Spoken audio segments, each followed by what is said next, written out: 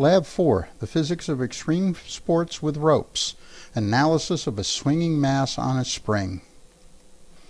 The system model. From Newton's second law, we have the contact force of the spring and the gravitational force of the earth, giving us the net force by their vector sum. We assume no dissipation forces. For the energy principle, all the forces on the mass are within the defined system of the spring, mass, and earth, so the work done by the system on the surroundings or the surroundings on the system are zero, and thus the total change of energy in the system is zero. These are the fundamental principles that we have studied so far in the physics course. The formulas used are shown here for the spring force, for gravity, and for kinetic energy and potential energy. Also the period for a vibrating spring, which is used to calculate the spring constant and the unstretched length of the spring. The initial conditions were given in lectures 8.1 and 8.2 and from the analysis of the spring mass 1D video in Tracker. I got slightly different values than those found in the lecture, less than 1% except for L0, and I followed the calculation procedures outlined in the lecture. The initial position for the release of the spring was obtained from analyzing the spring mass 2D video in Tracker. Putting all this information into the Python code initialization and checking the calculation loop for and adjusting it for the time of observation in the two-dimensional video, we are ready to compare the trajectories from the Tracker observation with the Python model and ask ourselves, is the energy principle satisfied? Here you see a plot from the Python run showing the change in energy of the total system. E is coincident with the time axis showing no change in total energy.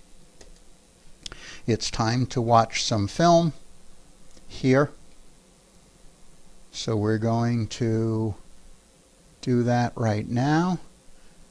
First up is a run of the Python model for the vibrating spring.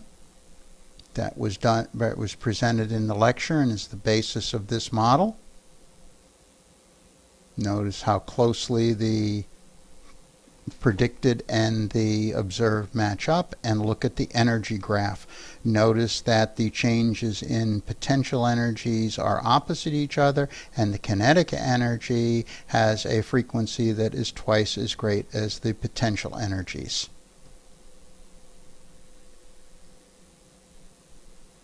Now in Tracker, we can observe the trajectory of the weight as it swings and vibrates. It traces out what looks like an ellipse that seems to precess in some way, giving the complicated trajectory shown in the upper right hand side.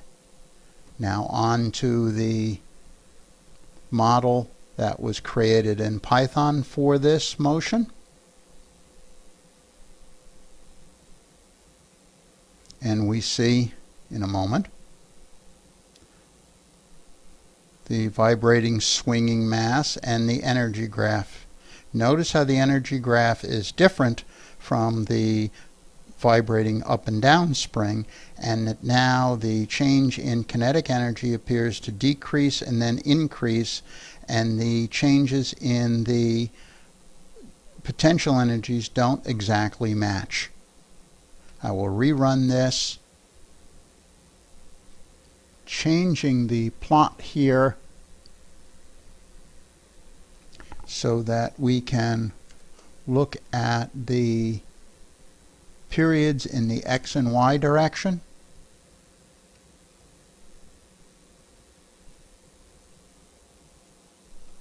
On top in green and yellow you'll see the variation between the observed and the modeled for the X direction, and on the bottom you'll see the red and the blue for the Y direction. Notice how the observed amplitude of the Tracker video decreases, but but remains the same in the Python model because we did not include any dissipative forces.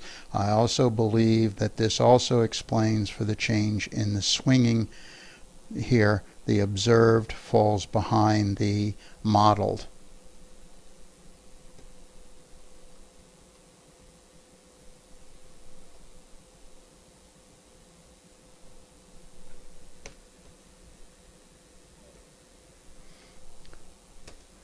What does it mean? For your model system, is the energy principle satisfied?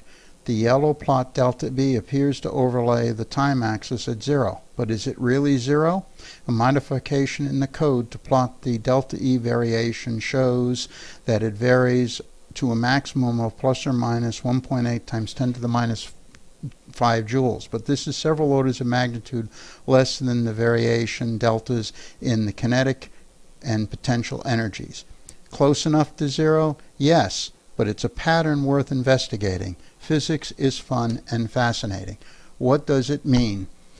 Here is a computation of the periods in the x and y directions.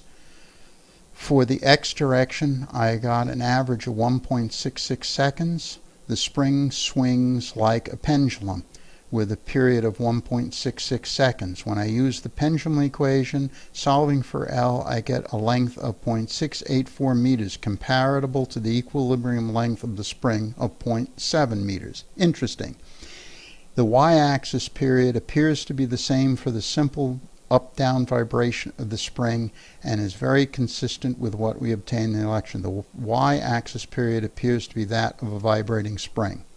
The motion of the swinging spring mass system appears to be a complex motion involving two coupled oscillatory periods, one for a vibrating spring in the y direction and another for the pendulum-like swing of the spring in the x direction. The trajectory in the xy plane appears to be a Lissajous figure, which mathematically is created by two independent sine waves in x and y.